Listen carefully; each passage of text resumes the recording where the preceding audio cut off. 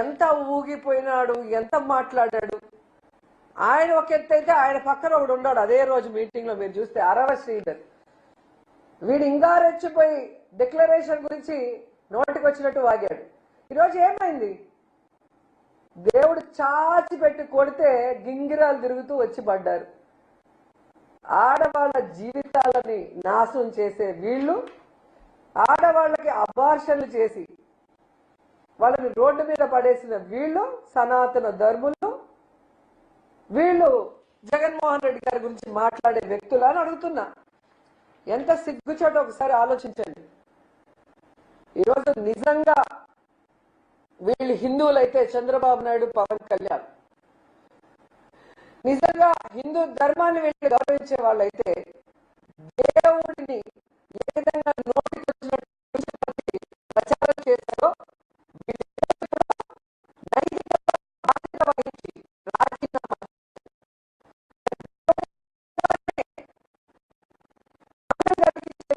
వీళ్ళే కాకుండా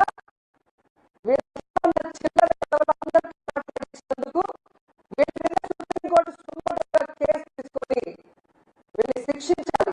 లేకపోతే ప్రతి ఒక్కడు కూడా దేవుడి గురించి మాట్లాడే వాళ్ళు అవుతారు. ఎందుకంటే ఆ రోజు మీరు హడావిడిలు చూస్తుంటారు.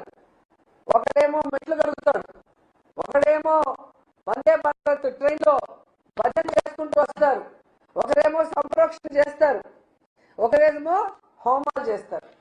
ఈరోజు అడుగుతున్న సంప్రోక్షణ చేసిన వాళ్ళని, మహాశాంతి హోమం ఎవరైతే చేశారో తిరుమల కొండపైన, వాళ్ళని అడుగుతున్నా, ఈరోజు ఏం చేస్తారు? మీరు ఏ మొహం పెట్టుకొని మీరు భక్తులకు సమాధానం చెప్తారని అడుగుతున్నా. ఈరోజు పవన్ కళ్యాణ్, చంద్రబాబు నాయుడు అండ్ ఇలాంటి తప్పుడు ప్రచారం చేసిన ప్రతి ఒక్కరి నోళ్లు పినాయిల్తో కడగాలని కూడా భక్తులకు తెలియజేసుకుంటున్నా. ఎందుకంటే మన భగవంతుడిని గౌరవించాల్సిన బాధ్యత, కాపాడుకోవాల్సిన బాధ్యత భక్తులైన మన మీద ఉంది. ఇలా రాజకీయం కోసం దేవుణ్ణి కూడా వాడుకునే చంద్రబాబు నాయుడు, పవన్ కళ్యాణ్ లాంటి వాళ్ళకి బుద్ధి చెప్పాలని కూడా ఈ సందర్భంగా తెలియజేసుకుంటున్నా. లేకపోతే వీళ్ళు ఎంతకైనా తెగిస్తారన్న విషయం మనం తెలుసుకోవాలి.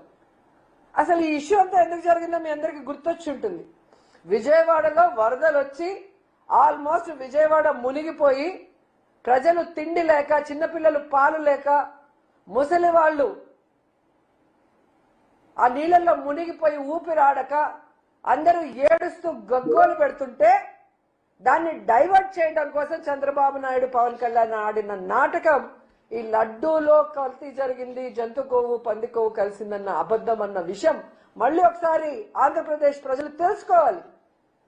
ఎందుకంటే టూరిస్టుల లాగా అప్పుడప్పుడు ఆంధ్రప్రదేశ్కి వచ్చి హైదరాబాద్కు పారిపోయే వీళ్ళు ఆ రోజు విజయవాడ మునిగిపోతుంటే దాన్ని ఎలా కాపాడాలో అఫీషియల్స్ కి డైరెక్షన్ ఇవ్వడానికి ఒక్కడు లేడు.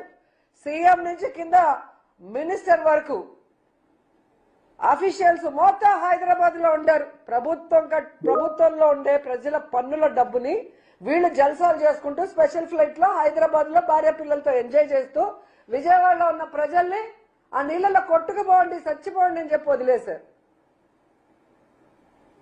వీళ్ళ చేతగానితనానికి, ప్రజల మీద వీళ్ళకి చిత్తశుద్ధి లేకపోవటం వల్ల, వీళ్ళు సరైన సమయంలో స్పందించకపోవటం వల్ల విజయవాడ మునిగిపోయి ప్రజలు అల్లల్లాడిపోతే వాళ్ళని కాపాడాల్సిన బాధ్యత పక్కన పెట్టి ఈ డైవర్ట్ పాలిటిక్స్ తీసుకొచ్చి సాక్షాత్తు కలియుగ దైవమైన వెంకటేశ్వర స్వామి మీదే బురద చల్లే ప్రయత్నం చంద్రబాబు నాయుడు చేశాడు అంటే ఈయనని ఏమనాలో ఒకసారి ఆలోచించండి.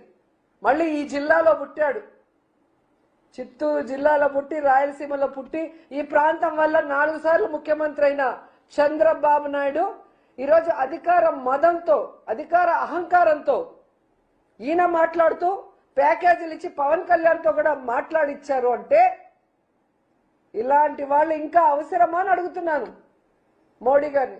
మోడీ గారు, హిందూ ధర్మాన్ని పరిరక్షించే మీరు ఇలాంటి దేవుణ్ణి కూడా కించపరిచే వ్యక్తుల్ని మీ కూటమిలో పెట్టుకుంటే మీ మీదే ప్రజలకు అనుమానం వచ్చే అవకాశం ఉంటుంది.